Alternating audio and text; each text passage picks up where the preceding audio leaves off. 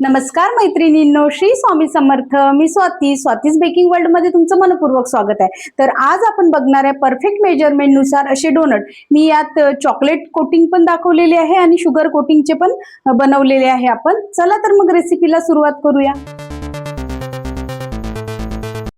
तर सर्वात आधी आपल्याला एक बाउल घ्यायचा आहे आणि हे डोनट आपण परफेक्ट मेजरमेंट नुसार बनवणार आहे, म्हणून आपल्याला 1/4 कप इथे कोमट पाणी घ्यायचं आहे आणि नंतर 1/2 टेबलस्पून आपल्याला साखर टाकून घ्यायची आहे आणि 1/2 टेबलस्पूनच आपल्याला इथे ड्राय ईस्ट टाकून घ्यायचं आहे. ईस्ट हे तुम्हाला कोणत्याही किराणा दुकानात मिळून जाईल. आणि साखर आपल्याला यासाठी टाकायची आहे की ईस्टला फर्मंट करण्यासाठी साखर ही मदत करते, म्हणून आपल्याला साखर पण टाकून घ्यायची आहे. तर आता आपण याला मिक्स करून घेऊया आणि 5 ते 10 मिनिटं आपल्याला याला बाजूने ठेवून घ्यायचं आहे. तर आता आपल्याला इथे दुसरा बाउल घ्यायचा आहे आणि त्यावर एक चाळणी ठेवून घ्यायची आहे आणि त्यात आपल्याला 2 कप इथे मैदा टाकून घ्यायचा आहे. आणि जेव्हा पण आपण कपाने मोजून मेजरमेंट घेतो तर कप आपल्याला सपाट भरायचा आहे. आपल्याला तो खूप उंच वगैरे असा भरायचा नाहीये, असा हाताने प्लेन करून आपल्याला सपाट भरायचा. तर इथे 2 कप आपण मैदा घेतलेला आहे. आता यात मी 1/4 कप पिठी साखर टाकत आहे आणि इथे आपल्याला 3 टेबलस्पून मिल्क पावडर टाकून घ्यायचं आहे. मिल्क पावडरने जे आपले डोनट असतात त्याची टेस्ट खूप छान होते आणि ते खूप क्रीमी लागतात आतून. आणि थोडंसं आपल्याला चवीपुरतं मीठ टाकून घ्यायचं आहे. आता याला व्यवस्थित आपल्याला गाळून घ्यायचं आहे. जेव्हा चाळणीने आपण हे सर्व गाळून घेतो तेव्हा ते सर्व व्यवस्थित एकत्र मिक्स होते, म्हणून आपल्याला चाळणीने गाळणं पण तेवढंच आवश्यक असते. तर आता आपण काय करूया की जे आपण फर्मंट करायला ईस्ट ठेवलं होतं ते बघूया फर्मंट झालंय का. तर हे बघा किती छान हे फ्लफी झालेलं आहे. तर तुमचं पण असं झालं तरच तुम्ही पुढच्या स्टेप करायच्या, नाही तर तुम्ही इथूनच स्किप करू शकता. तर आता आपण हे दोन्ही मिक्स करून घेऊया आणि त्यात आता आपल्याला व्हॅनिला इसेन्स टाकून घ्यायचं आहे थोडंसं आणि नंतर याचा आपल्याला छानपैकी गोळा तयार करून घ्यायचा आहे. तर मी इथे 1/2 टेबलस्पून नाही टाकलेला आहे, 1/2 टेबलस्पूनच्या पण अर्ध टाकलेला आहे. तर त्याला आपल्याला व्यवस्थित पहिले मिक्स करून घ्यायचं आहे. नंतर आपल्याला गरम दूध घ्यायचं आहे, म्हणजे कोमटच दूध घ्यायचं आहे आपल्याला आणि नंतर थोडं थोडं करून याचा आपल्याला गोळा तयार करून घ्यायचा आहे. तर जसं जसं लागेल तसं आपल्याला दूध टाकायचं, एकदम टाकायचं नाही आहे कारण की आपल्याला जास्त पातळ नको आहे हे. पण एवढं जर मेजरमेंट तुम्ही घेतलं 2 कप मैदा जेवढं मी सांगितलंय व्हिडिओमध्ये, तर त्यासाठी हे अर्धा कप दूध एकदम परफेक्ट आहे. आपल्याला थोडंसंही दूध वरून टाकायची गरज लागणार नाही.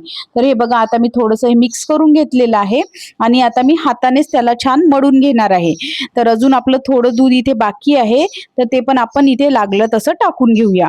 जसं आपण चपातीसाठी गोळा मळून घेतो तर तसा आपल्याला याचा गोळा मळून घ्यायचा आहे. तर हे थोडंसं दूध उरलेलं होतं ते पण मी इथे टाकून घे. तर जे आपण 1/2 कप इथे दूध घेतलं होतं ते पूर्ण मला इथे लागलेलं आहे आणि हे बघा याचा असा सॉफ्ट गोळा इथे तयार झालेला आहे. तर एवढा आपल्याला गोळा इथे तयार करून घ्यायचा आहे. आता मी इथे काय केलंय 3 टेबलस्पून इथे मी बटर घेतलेलं आहे. तर 2 टेबलस्पून मी या स्टेपला इथे टाकून घेतलेला आहे बटर आणि त्याला व्यवस्थित आता चुरून घेते. आता बघा जो हा चिकट गोळा आहे तर तो थोडा सॉफ्ट होईल या बटरमुळे, तर ते आपल्याला व्यवस्थित त्यात मिक्स करून घ्यायचं आहे. तर हे बघा 2-3 मिनिटे चुरून झाल्यावर आपला हा सॉफ्ट गोळा इथे तयार झालेला आहे. तो आधी चिकट होता तर तो आता बटर टाकल्यामुळे एकदम सॉफ्ट झालेला आहे. तर डोनट बनवण्यासाठी सर्वात महत्वाची गोष्ट म्हणजे या गोळ्याला आपल्याला एकदम छान मळून घ्यायचं आहे. ते पण आपल्याला गॅसच्या ओट्यावरच मळून घ्यायचं आहे, कारण की आपण परातीत अशा टाईप हा मळू शकत नाही. म्हणून आपल्याला गॅसचा ओटा एकदम स्वच्छ धुवून घ्यायचा आहे आणि त्यावर आपल्याला या गोळ्याला टाकून असं मळून घ्यायचं. जसं मी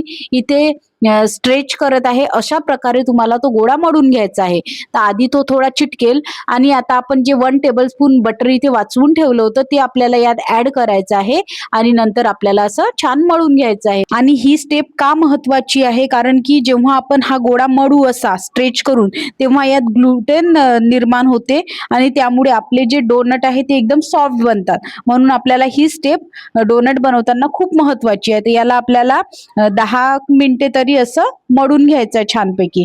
तर बघा आधी तो थोडा जास्त चिटकत होता, असा मळून तो थोडा कमी चिटकायला लागतो. तर आता 5 ते 7 मिनिटं मी या गोळ्याला मळून घेतलेला आहे. तर हा बराच आता सॉफ्ट झालेला आहे आणि हा गोळा आपला मळून झालाय, परफेक्ट झालाय. हे कसं समजायचं, तर आपल्याला काय करायचंय त्यातला एक गोळा असा काढून बघायचा आहे आणि त्याला असं स्ट्रेच करून बघायचं आहे. तर हे बघा असं आपण गोळ्याला स्ट्रेच जरी केलं तर त्याला मधात होल पडायला नको. तर हे बघा असं आपल्याला परफेक्ट झालं झाला आहे आपला गोडा मळून असं समजू शकते. तर आता आपल्याला काय करायचं, याला अशा प्रकारे याचा एक गोडा बनवून घ्यायचा जसा मी व्हिडिओमध्ये दाखवत आहे तर असा. आणि नंतर आपल्याला त्याला जो एक बाउल आहे त्या बाउलला आपल्याला थोडं ऑइलने ग्रीस करून घ्यायचं आहे आणि त्यात आपल्याला हा गोळा ठेवून घ्यायचा आहे आणि गोळ्याला पण वरून थोडासा ऑइलचा हात लावून घ्यायचा आहे.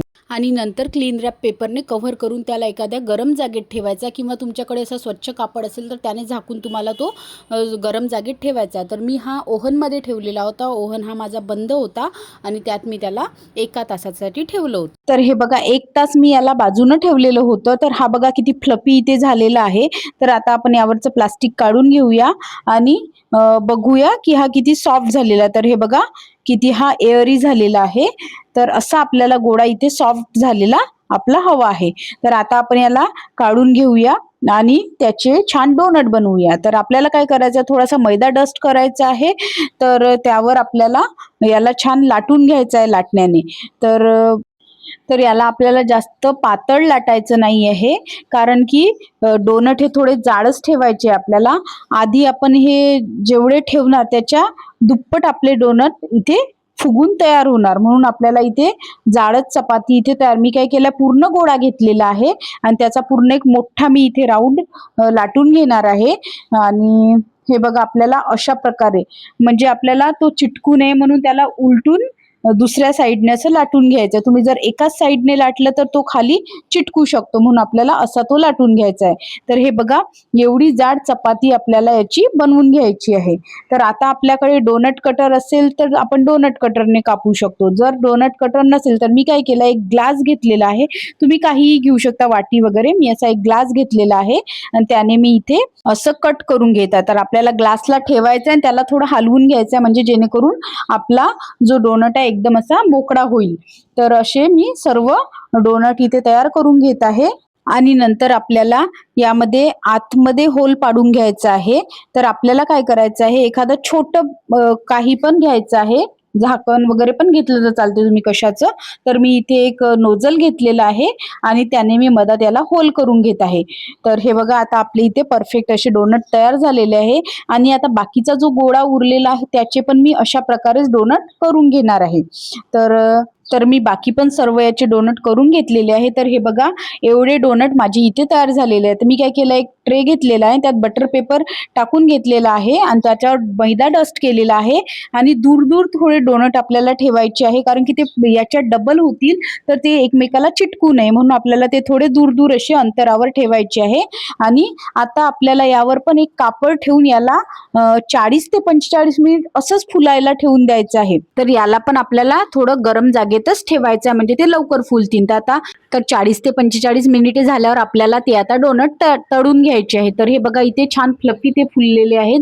तर आता आपल्याला हे लो फ्लेमवर इथे तळून घ्यायचे आहे, म्हणून मी काय केलंय, मोठा पॅन घेतलेला आहे, जेणेकरून आपण एका वेळेस 5 ते 6 डोनट इथे तळू शकतो.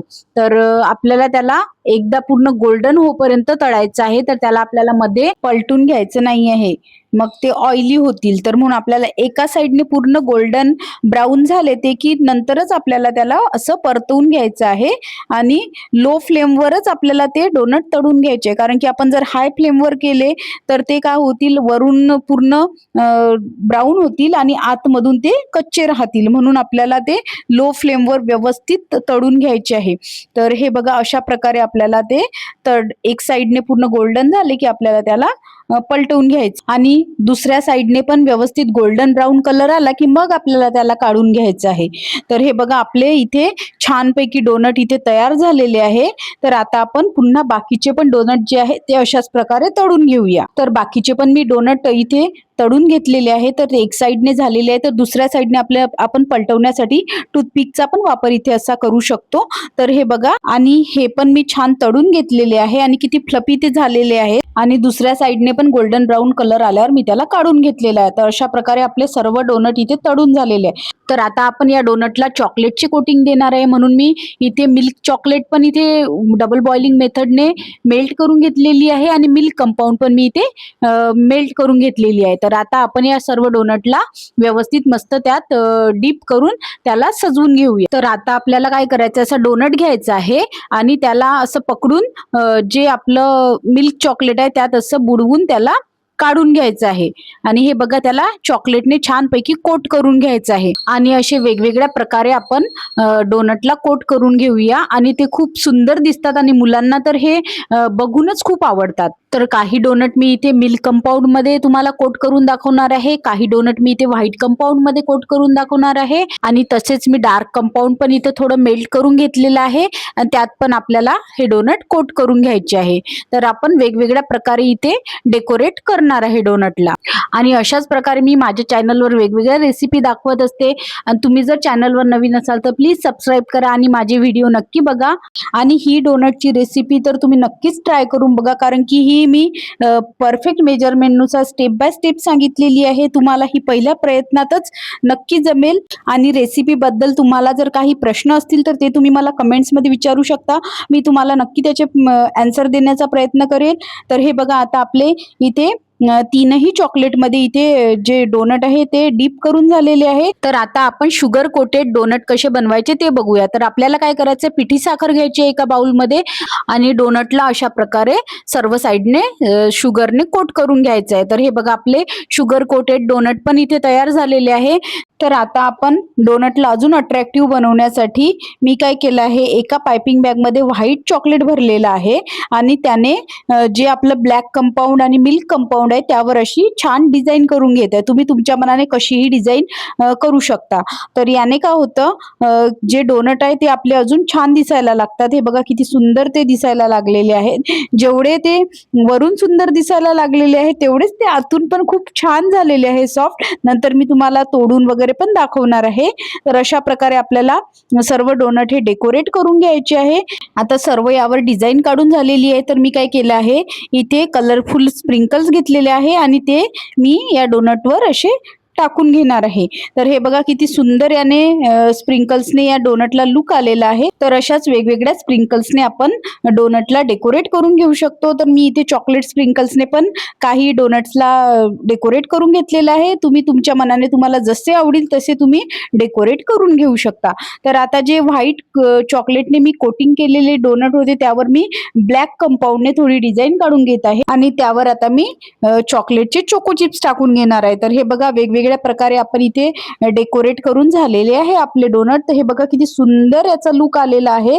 तर हे बघून तुम्ही म्हणूच शकत नाही की हे डोनट आपण घरी बनवलेले आहे आणि मुलं जर हे बघतील तर त्यांना तर खूपच आवडेल आणि म्हणूनच तुम्ही हे नक्की तुमच्या मुलांसाठी ट्राय करून बघा. आणि हे डोनट जेवढे वरून छान दिसत आहे त्यापेक्षाही हे आतून सॉफ्ट आणि फ्लफी झालेले आहे. तर इथे मी तुम्हाला एक तोडून दाखवत आहे. हे बघा यातलं आतलं स्ट्रक्चर बघा किती सॉफ्ट आणि फ्लफी झालेलं आहे. एकदम छान लागतात हे टेस्टला आणि मुलांना खूप आवडतील. आज आपण जी डोनट रेसिपी बघितली आहे ती परफेक्ट मेजरमेंट नुसार बघितली आहे. तर ती तुम्हाला पहिल्याच प्रयत्नात जमणार. अशाच नवनवीन रेसिपी बघण्यासाठी स्वातीज बेकिंग वर्ल्डला नक्की सबस्क्राईब करा आणि व्हिडिओ आवडला असेल तर व्हिडिओला लाईक करा, शेअर करा. भेटूया पुन्हा नवीन व्हिडिओमध्ये नवीन रेसिपी सोबत. धन्यवाद.